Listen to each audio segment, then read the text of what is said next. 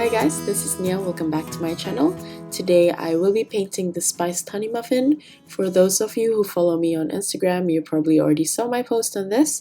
This painting is a collaboration with my friend. He comes from a family of beekeepers in Croatia, and not too long ago he made a YouTube channel with his girlfriend called Be Curious. This channel will be about anything to do with bees, from fun interesting facts to beekeeping, and for this collaboration he made a honey muffin from the honey that he harvested from his family's bee farm. So if any of you are interested in beekeeping or just wanting to know interesting facts on bees or anything to do with bees, you can head down to his channel and help support them. For this collaboration, Be Curious made a baking video for this muffin that I'm painting, but because I live very far away, sadly, I did not get a taste of these muffins. However, if you're interested in having a taste, maybe you can make your own. When he was describing the ingredients that he used, it sounded really delicious. The muffin is packed with flavors as it consists of honey, mixed spices, raisins, sweetened honey chestnuts, and medjool dates. Finally, it's topped off with chopped walnuts for some added crunchy texture, finished off with a drizzle of honey. I don't know about you guys, but I personally feel like those are just the coziest flavors packed into a muffin. So if you're interested, you can watch the recipe video, leave a like and subscribe, and maybe say hi in the comment section.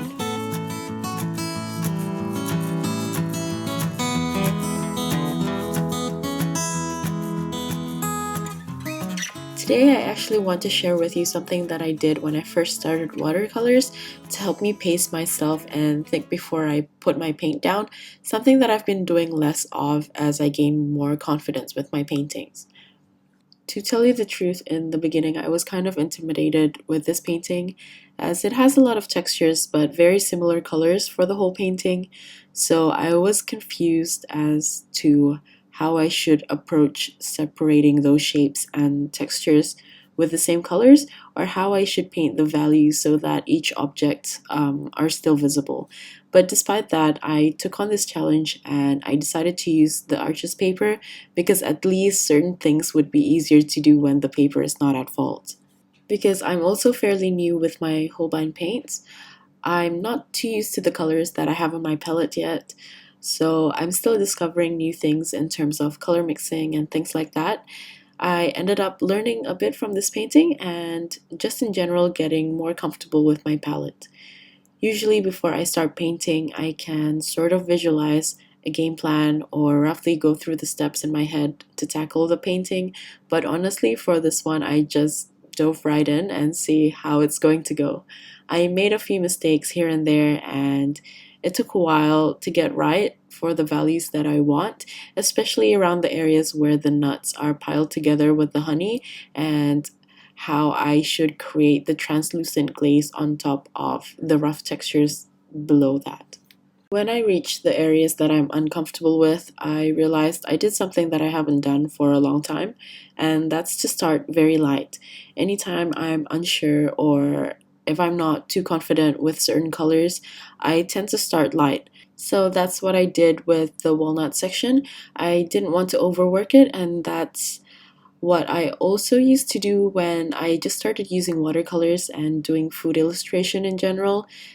That way you'll stop yourself from putting too much colors down all at once and creating something muddy that you can't go back to due to the translucent nature of watercolors.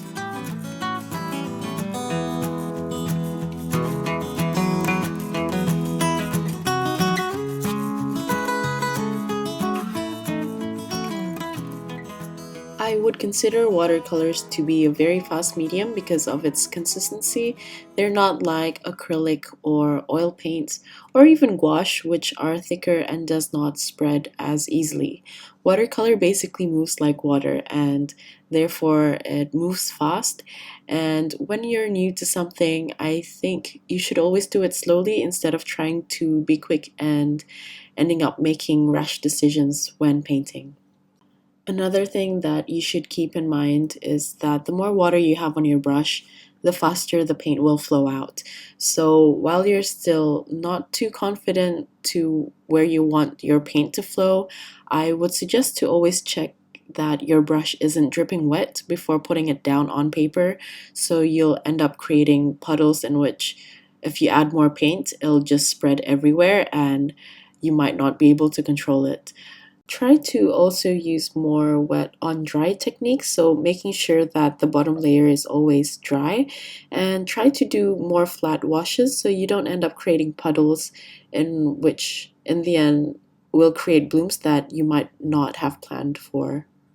I know that from the people that I've taught, once they have the paint down and they did not anticipate how fast the paint would flow, they would become a bit panicky and try to move too fast and erratic, and the process becomes more stressful rather than fun. So that's how I used to get over the panic mode and approach watercolors when I was fairly new to it, just by doing the things that I mentioned, to help me slow down the process and also giving me more time to think in the middle of painting. And I guess that's my art advice for the day, something that I haven't thought about and something that I didn't realize or probably forgot about when I first started with watercolors, but it's brought back to me again when I approach something challenging to paint like this one. I guess that's just how I naturally react to challenging watercolor painting, since I'm aware or more scared of overworking a painting and not being able to salvage it because of the watercolor's translucency. There's only so many layers you can pile on top of another until it stops changing colors if the base color is already too dark. I have to say my favorite part of this painting would have to be the honey dripping, because thanks to the Holbein paint, the yellow of the honey just seemed to pop. I think I managed to portray the thick golden consistency, and in the end I really enjoyed the challenge that I got from this. I think that's all I have to say for this one, and I'll see you guys towards the end.